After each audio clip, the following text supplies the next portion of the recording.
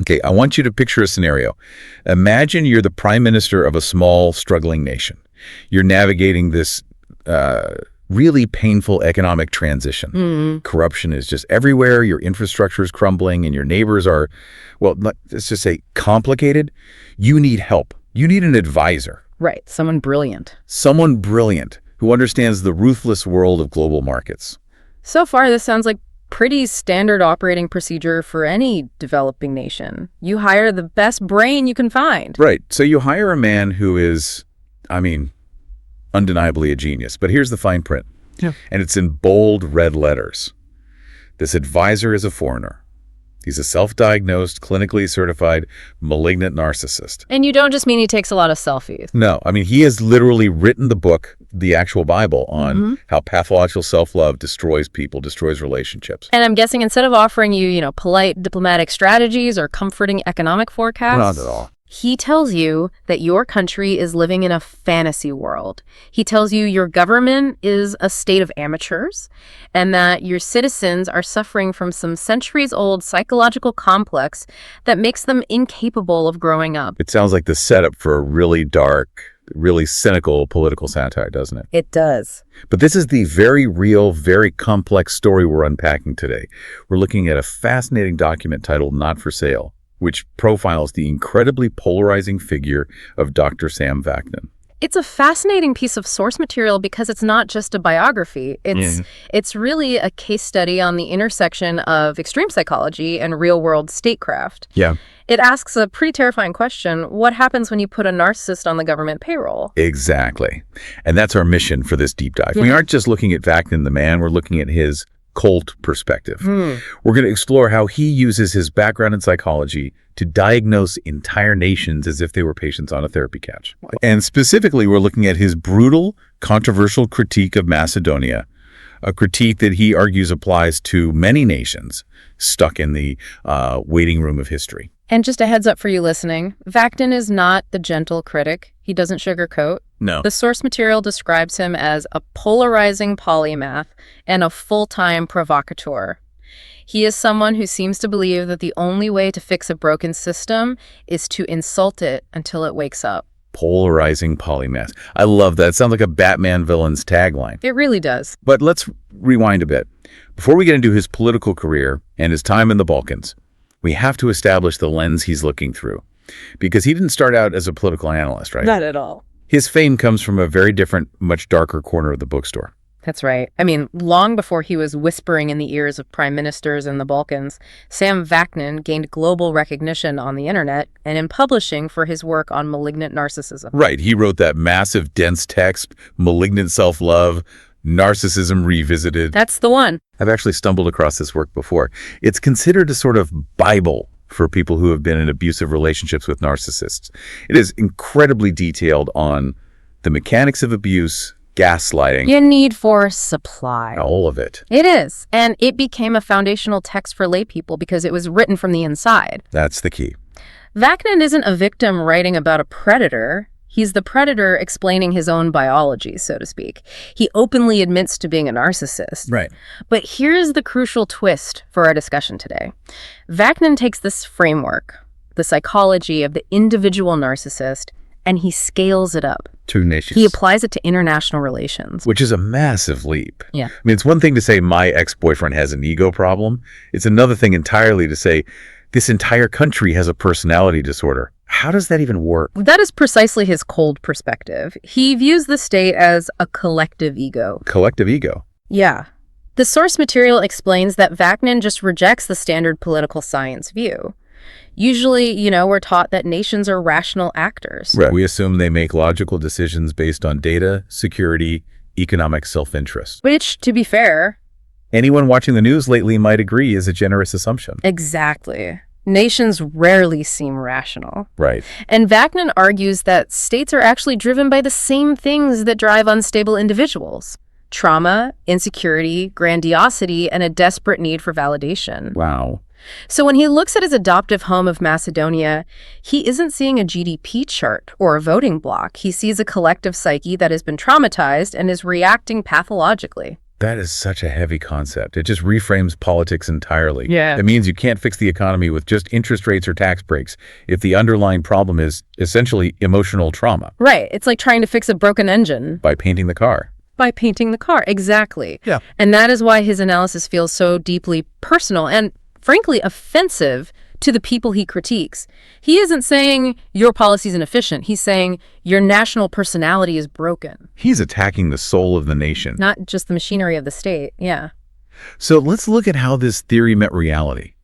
I mean, how does a guy like this end up in the corridors of power in Macedonia? It just seems like such a strange match. It does. You have this conservative Balkan nation and this flashy, intellectual, narcissistic outsider. Well, the profile gives us the historical context.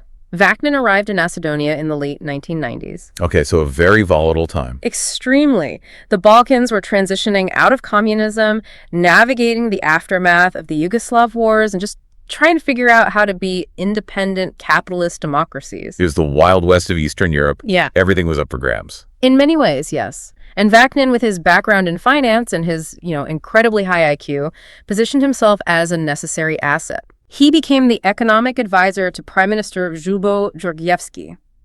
His role was to be the bridge between this new, struggling government and the international markets. He spoke the language they were still learning. He spoke the language of global finance that the local politicians were still learning. Exactly. But the document we're analyzing is titled, Not for Sale. And that implies a conflict. Usually, if you're a government advisor, your job is to spin things positively. You're a hype man. You go on TV and say, the prime minister's doing a great job. Right.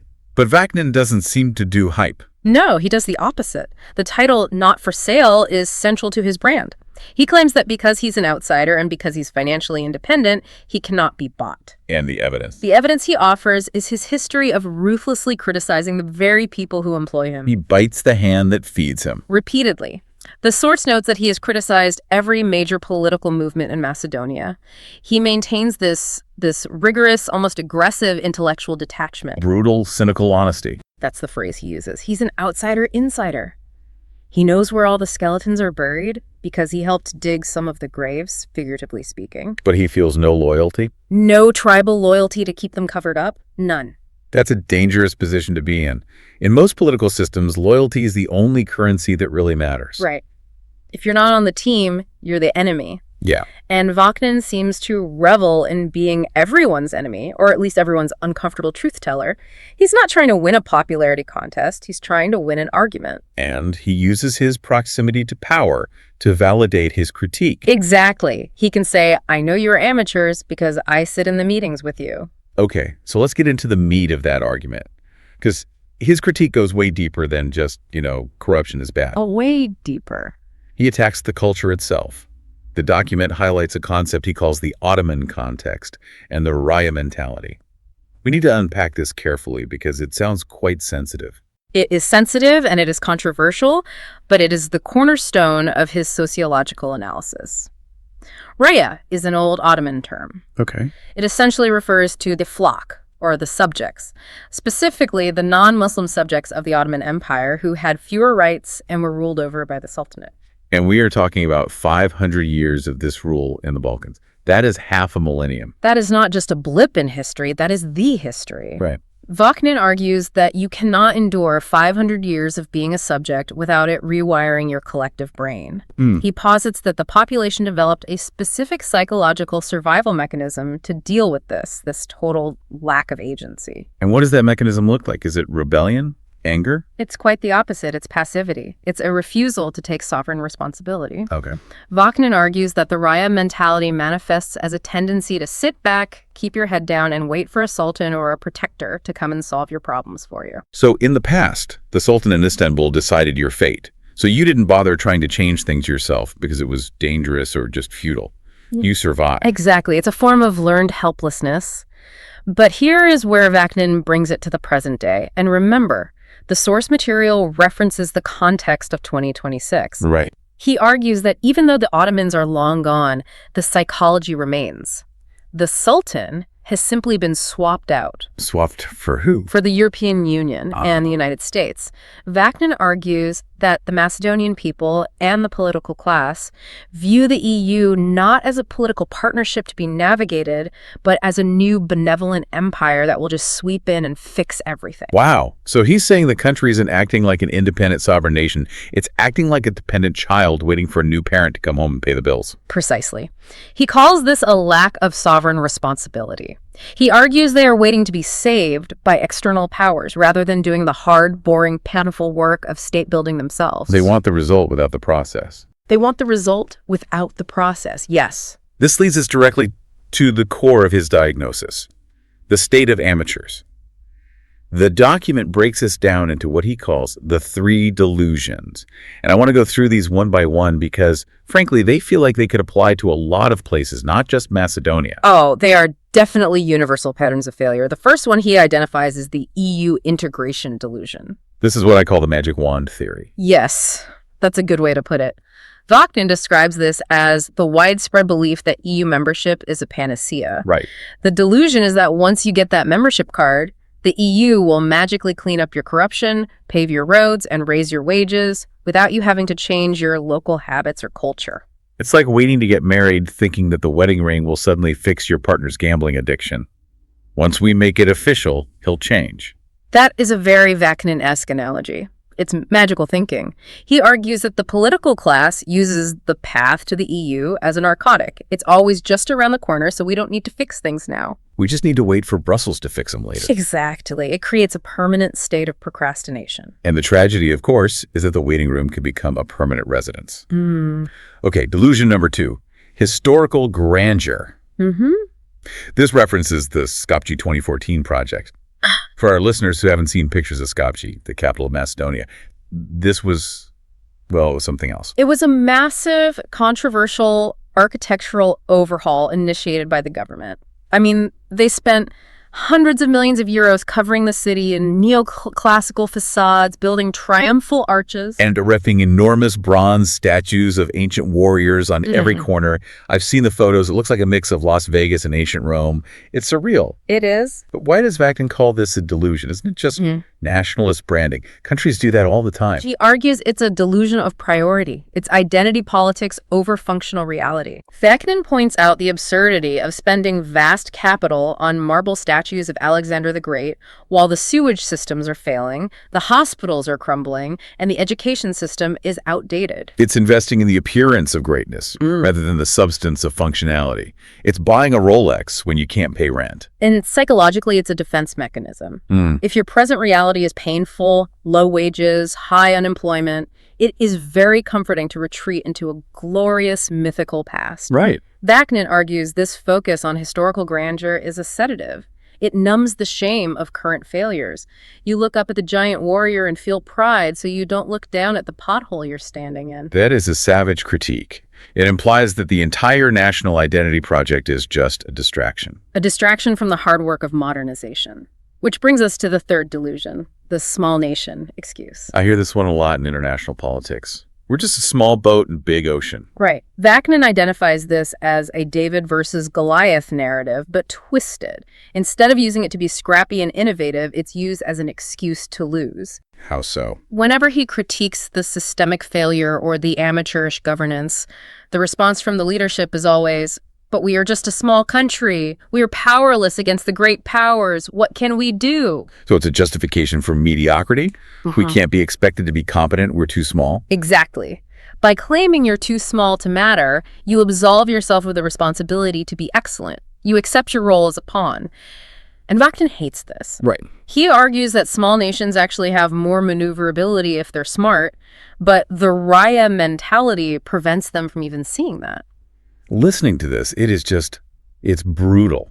I mean, imagine being a citizen of this country and hearing a foreigner, an advisor on the government payroll, no less calling your leadership amateurs, calling your history a delusion, and calling you a subject waiting for a sultan. Yeah. Why does he speak this way? Is he trying to get deported?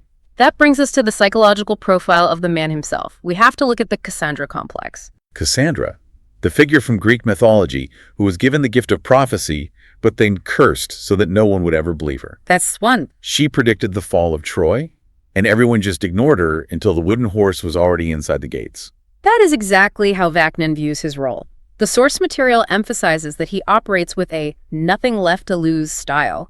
He believes he sees the catastrophe coming, the economic collapse, the brain drain, the demographic crisis, and he is shouting about it. But isn't the abrasive delivery just counterproductive? I mean, if I walk into a room and call everyone an idiot, they aren't going to listen to my advice no matter how good it is. No, people shut down. They shut down when they're insulted. A normal advisor would think that way. But Vaknin isn't trying to be effective in the diplomatic sense. He is acting out his own nature. He's a narcissist. Remember, he's a narcissist. He views himself as an observer of human pathology. To him, the state is the patient. And sometimes the doctor has to give a diagnosis that makes the patient angry. So the offense is the point. In a way, yes. The analysis suggests that his statement, Macedonia is a state of amateurs, is designed to offend. Why? Because if you're offended, you are emotionally engaged. You're paying attention. You might hate him, but you are listening to him. It's shock therapy. And it's a power move. By offending the populace's pride, he positions himself above them. He positions himself as the only one brave enough or smart enough to say what everyone else is secretly thinking but is too polite to voice. He validates his own superiority by diagnosing their inferiority. Yes. It's a complex dynamic. He needs them to validate his intellect, and they need him to articulate their frustration, even if they hate him for it. And the document mentions the context of 2026 specifically. It says his warnings strike a raw nerve right now. Yeah. Why now? What's special about this moment? Well, look at the reality of the region in 2026. The EU integration process has largely stalled. The magic wand didn't appear. The Skopje 2014 facades are starting to crack and peel. There's significant brain drain. The smartest young people are leaving for Germany or the US because they don't see a future at home. So the fantasy world is colliding with the real world. The rent is due. Exactly. The illusion is wearing thin. When Vaknin called them amateurs 10 years ago, it might have just sounded like an insult. But calling them amateurs in 2026, it hurts more. Because the evidence is piling up that he might be right. Mm-hmm. The economic stagnation is real. The Sultan isn't coming to save them. It's the I told you so moment. And for a narcissist, that must be incredibly satisfying. I'm sure it is. But there's also a tragedy in it, because despite his brilliance, his Cassandra nature ensures he can't actually fix it. He can't. He can diagnose the cancer, but he can't perform the surgery because he alienates the patient. That is the paradox of Sam Vaknin. He wants to be heard, but his delivery ensures that many will reject the message because they despise the messenger. But the source suggests he doesn't care about being liked. He cares about being right. And that connects perfectly back to his pathology. A narcissist doesn't need your affection. They need your attention, and they need to assert their intellectual dominance. By diagnosing the state, he places himself above the state. He's the not-for-sale expert because he believes he's already more valuable than anyone who could possibly buy him. Exactly. It's ultimate independence through ultimate arrogance. So we've painted a pretty bleak picture here. We have a traumatized Raya population, a delusional government of amateurs, and a narcissistic advisor shouting doom from the sidelines. Yeah. Is there any hope in Vaknin's analysis? Does he offer a cure or just a really detailed autopsy? The source material focuses heavily on the critique, which is, typical for Vaknin. He's better at deconstruction than reconstruction. Right. But implicit in his critique of the Raya mentality is the solution. If the problem is waiting for a sultan, the solution must be to stop waiting. The cure for the subject mentality is to become a citizen. That's the shift. It means realizing that the EU isn't a magic wand, it's just a trade bloc. It means realizing the US isn't a father figure, it's just a superpower with its own interests. It means taking sovereign responsibility. Yes, it means building institutions, courts, hospitals, tax systems that work because you built them, not because a foreigner told you to. It means finding dignity in functional competence rather than in statues of ancient warriors. And it means accepting that you are a small nation. And that's okay, but you have to be a smart, small nation. Precisely. But based on the text, Vaknin seems skeptical that the current amateurs in charge are capable of that shift. He remains a skeptic. He bets on human pathology. He bets that people will choose the comfortable fantasy over the painful reality every single time. And that's why he stays in the role of the outsider, the critic. If they fail, he was right. If they succeed, well, he'll probably find something else to critique. It really forces us to think about the role of the truth teller in society. We always say we want honesty in politics. We say we hate spin. We do. But Vaknin offers a version of honesty that is so stripped of hope and politeness that it's almost indigestible. It raises the question, can a message be effective if the delivery is toxic? But then again, maybe a state of amateurs creates such a thick layer of delusion that you need a toxic shock to break through it. Maybe a polite advisor would just be ignored. Maybe you need a narcissist to catch a narcissist, or a narcissist to diagnose a collective ego. That's the most charitable reading of his role. He's the mirror. It's an ugly reflection, but it might be an accurate one. Yeah. So as we wrap up this deep dive into the mind of Dr. Sam Vaknin and the psychology of the state, I want to leave you with a thought. We spent this time looking at Macedonia, at the Balkans, at this specific Raya mentality. It's easy to look at that from a distance and judge it. It's very easy to say, look at those people waiting for a savior. Exactly. But Vaknin's concept of the collective ego sticks with you. It makes me wonder, if we applied that cold perspective to our own homes, our own democracies, are we innocent? That's the uncomfortable turn, isn't it? Here's the question I want you to mull over today. If nations behave like collective egos, are we, the voters, the citizens in the West, also guilty of the Raya mentality? Are we looking for a sultan or a magic wand in our own political systems? Do we vote for the politician who promises to fix everything with a snap of their fingers because we're too afraid to do the hard work of solving problems ourselves? Are we living in our own fantasy worlds? Exactly. Are we the amateurs? Thanks for diving in with us. See you next time.